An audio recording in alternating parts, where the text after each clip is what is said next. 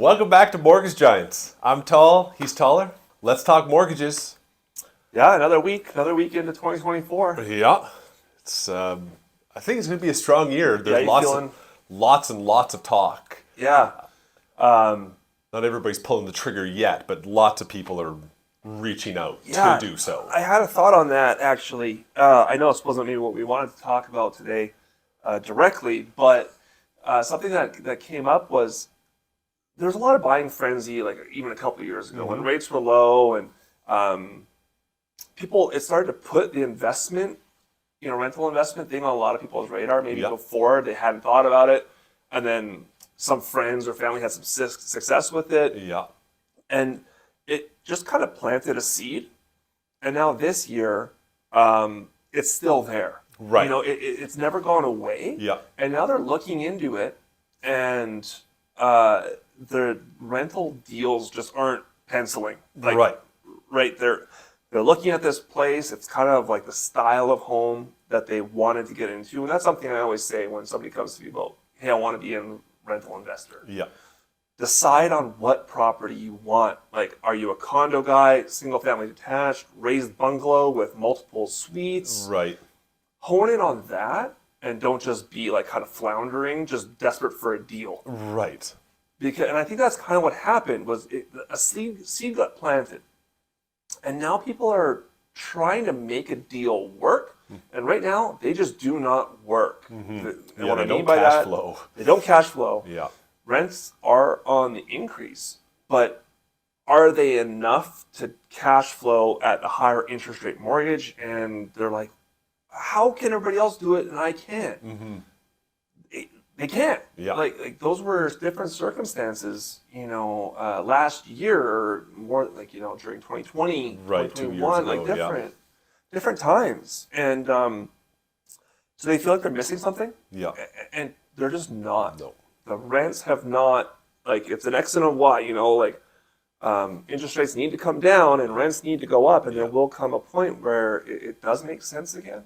And I think we projected rents to keep going up, even though they have gone up drastically. Not saying that they haven't, but I thought that they would go up even higher and higher. And in some markets are coming down already. Yeah. So, if you're thinking about that, don't think you're missing. Yeah. The math is wrong or something. They just aren't penciling right now. Yeah. That being said, we could jump into kind of another program that's going on in Canada right now. It's the MLI Select program. Right. And what that is a way that I think the government is trying to get this housing shortage problem solved in a quick way. Yeah. And it looks really good. The gist of it is that they're really trying to promote the building of multifamily houses. So anything above 5 units or more is considered multifamily.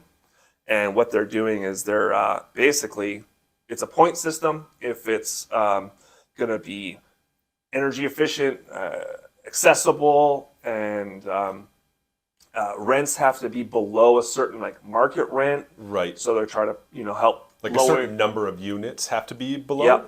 Yeah. Exactly, to help support lower income, right. For so many years after completion. Right. If you get all of those points, you can go into a multi-million-dollar construction project with as little as 5% down.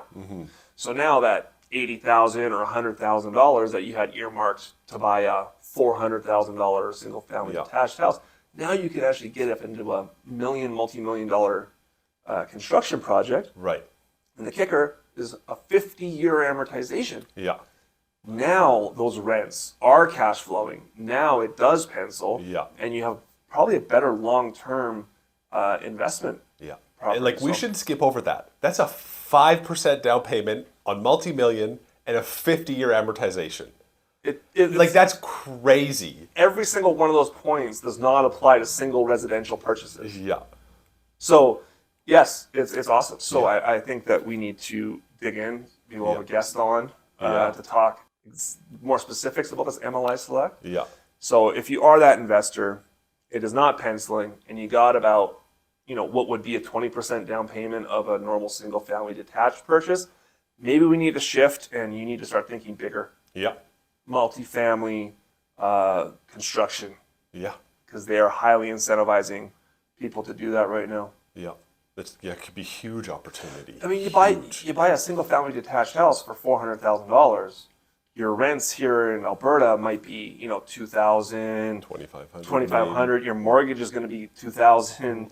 Property taxes, all that stuff, right? Yeah. Not really looking good. But if you can now have 6 units or 8 units, if you have a little bit of vacancy, you're still cash flowing. Yeah. You're still collecting rent from the other units. If Yeah. you're in a single family detached house and there's a month, a downturn, you know, people moving out, people moving in, 1 month of vacancy, Yeah. you're going to feel that. Oh, for sure. You will feel that. Yeah. Like if you're already living paycheck to paycheck, Yeah. and you're counting on that money, Yeah. 1 month, 2 months, that'll hurt. Yeah. So that's where the conversation I think is going to go this year is maybe looking at some multifamily. Yeah. And I know that's a big jump in, right? Like if you haven't done any rentals and you're going to like, okay, now I have 7 and I live in one right beside all of them. That's a big, big swing that you're going for, but it's not unheard of. And like, and you bring in professionals. Yeah. You hire a property manager. You know, you do all those things. Do not probably take that on yourself. Yeah. Unless you have a spouse that maybe is like, well, I wouldn't go back to work. This would be a way to supplement what I might have been at my old job. Yeah. Like a property Yeah, manager. and you've got like experience in this type of industry, like fixing stuff or monitoring all of that. Like totally. Like tenants and toilets, man. Like they are hard.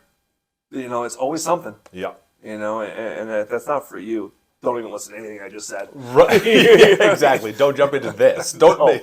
No. But you know, that's a great piece of likely an appreciating asset. Yeah.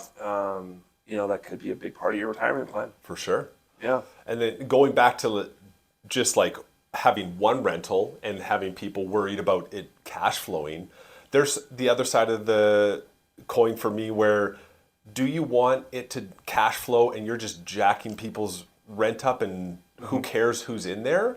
Or maybe can you weather this storm a little bit and you get a more reliable tenant that the rent is reasonable for them and they'll be there long term?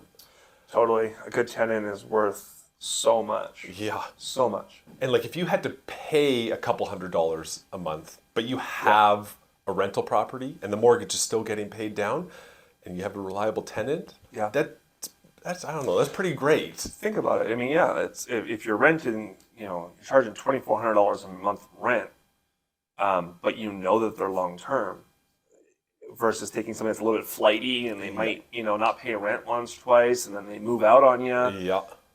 For you to give that good tenant a $200 a month break, Yeah. you know, you'd have to recoup that.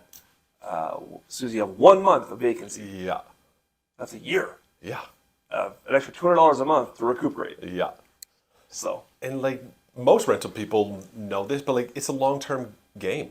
Like you're not in it to like make the cash right then. Like this isn't flipping a home. You're having this for the long term. That's a different conversation. Yeah. Yeah. Flips are different. Yeah. And, you know, you're trying to obviously always cash flow a little bit, but you are baking in the appreciation of that asset. Yeah. You know, and having somebody else pay the mortgage down. So. Yeah. Flipping long-term holds. Again, identify what you're trying to do in the rental space. Yeah. As early as possible. Yeah. And you'll save yourself a lot of time and cash. Yeah. And if you are worried about it not cash flowing right now, this could be the conversation for variable, because if they do go down like they've hinted at and it goes down a full percent, then maybe by the end of the year it's all good. I could speak to this. Like personally, I did not lock in on a residential single family detached house. I have as a rental. I have taken it on the chin for the last 2 years as rates have gone up. I have great tenants in there, and I'm fine with that. Yeah. And it is costing me a couple $100 a month to cash flow that. I mean, depends how you want to look at it. Let's just say it's committing out of my pocket $200 a month after I factor in the water bill and utilities, whatever. Yeah. But the mortgage is still being reduced by $1,200 a month. Yeah. So I'm not losing No, any money. it's not a loss at all. It is not a loss. Yeah. So you got to look at it that way. Yeah. You're talking about you're gaining net equity versus you're not cash flowing. Yeah. Those are different things in my opinion. Yeah. And yeah, I'm excited to see the rates come down this year, and then that deficit will shrink, and that'll be a nice change. Yeah. But I have great tenants, and I wasn't prepared to really change the rent to compensate for short-term personal gain. Yeah. That's a decision I made. Yeah, exactly. Yeah. Like there's a lot of potential for it to be good by the end of the year. So. Yeah. Well, let's just stay on rentals maybe for this, Yeah, for sure. because I do think that another part of that equation is taxes, Oh, yeah. property taxes. Yeah. Now, people focus on really mortgage payments and they just kind of pencil it out. But this month, municipalities across Canada have announced their budget. They are talking about, it is unanimous that all property taxes are going up across Canada. Yeah. Toronto was 10.5%. Osoyoos made the news, 39% increase to their property taxes this year. Wow. So, council, oh, we haven't raised it enough over time and blah, blah, blah. Like, okay, that sucks. And now people are already paying higher mortgages, interest rates are up, and now municipalities are coming at them with higher tax bills. Yeah. So that's another thing that will not help you cash flow a rental property right Yeah. now. So ultimately, everybody that doesn't own a home, that affects you too. When you do go to buy a house, your property taxes will go up. Yeah. Now, if you're renting, shit falls downhill, man. Like your landlord's paying more property taxes now. That always gets down to the Yeah. renter. So it's not helping anybody out. No. And I mean, I think that just government use of funds is just so pathetic. Yeah. Mismanagement, like I think that the labor numbers always go up in government. It just seems like they're always adding, Yeah. add. They expect us to reduce our spending and expect us to, not get an upgraded Yeah. vehicle or make sacrifices. I don't know. I'm just not seeing the sacrifices on the municipalities right now. You can I'm sorry, you cannot do that 39% increase. Yeah. Even if you have felt you haven't adequately increased it over the past decade or however long, that is now your bad. You can't do that drastic of an increase. That is insane. There must be some massive infrastructure project that has been neglected. I don't know. I just the headline was obviously 39%. Yeah. That caught my attention. But it's wild, like property taxes, that they can increase the tax amount. That's what everybody focuses on. That's like, okay, in Edmonton it's 7, or Calgary was 7 or 8%. And that's just one mechanism for them to get us Yeah. as property owners. It's the tax amount, but also the assessed values. Yeah. Okay, your assessed value is going up. Yeah. So then that's a larger amount that they can tax on. And then it's franchise fees for the utilities. Yeah. So they'll charge you. You look at your tax bill and everybody's going to say, well, my bill's $400, but my gas usage was actually $178. Yeah. It's the taxes, it's the franchise fees that's Yeah. paid to your municipality. In my opinion, that's just the way that they're taxing you. Yeah. So it's a combination: assessed value, property tax rate, the mill rate, and then these franchise fees. Yeah. So it is all going up, Yeah. and it all affects what a landlord has to charge for rent, and even on your own home. Yeah. You're feeling it. If you're not know certain ways why you're feeling it, it's because they're getting you 3 different ways. Yeah. In my opinion, Yeah. on taxation. So I saw a video on TikTok the other day where somebody talked about their assessed value and how if they were entering the market now, they wouldn't get approved because they bought for around 400. They were barely approved for more than that, and now their house is worth like 475. yeah, So they wouldn't have. yeah. It's crazy. So I mean, what's my point? You got to pay attention in your local election. You need to get counselors in there that are, budget conscious, are not going to just approve every, gentrification or beautification of a park, or maybe not every park needs to be accessible this year. Right. They just want to go wide sweeping policy to just make everything happen. And I mean, obviously, it's not true in all areas, but It feels too reactionary. yeah. Like not thought out. Okay, go. Yeah, And just like we need intensity. good press. We need good publicity. Yeah. Like we're gonna, approve this and Yeah. take this initiative, and then oftentimes these new initiatives just get torn down in 5 or 6 years because it wasn't a long-term plan. Yeah. So yeah, I would just say it's important to just know who's in on your council. Yeah. Pay attention to the local elections and bring up franchise freeze, bring up assessed values. And now it makes you all want to question whether you want to apply for proper permitting. You see people that are saying, I want to finish my basement, Right.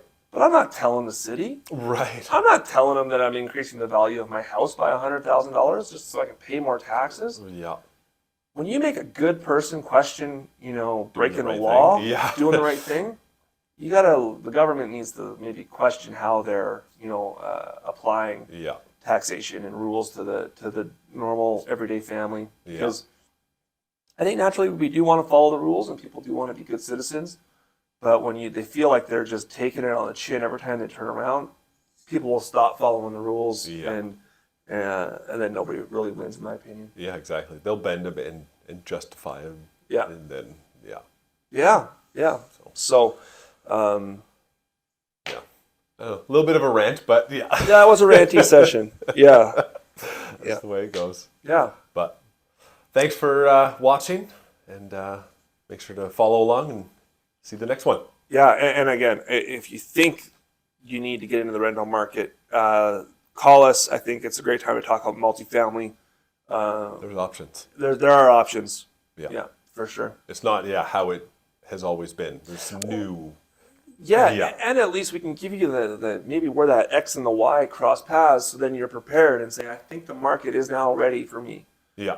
based on the type of property I want, and start getting your portfolio rounded out the way you want it to be. Yeah. Yeah, Sounds good. cool. Cool.